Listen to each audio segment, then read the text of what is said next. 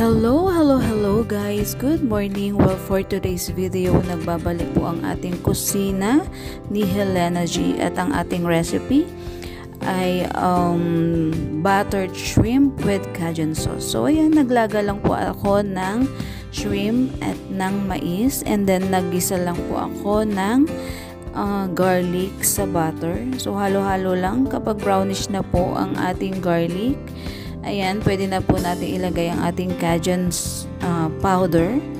Isabay na rin po nating timplahan ng paminta, magic sarap at konting asin. Huwag po natin kakalimutan lagyan ng kalamansi or lemon kung ano po ang ating available. Ayan siya. Halu-haluin lang natin guys.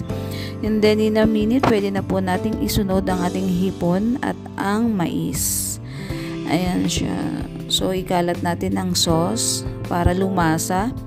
Ayan, and then isinunod ko na rin po ang ating crab balls. Pinirito ko siya para mas masarap and hindi po siya ganon kalangsa. So in a minute guys, pwede na po natin siyang iserve. So hope you like this video. Please subscribe, like, and share if may nakuha po kayong cooking tips sa recipe na ito. Thank you guys, and enjoy watching. God bless.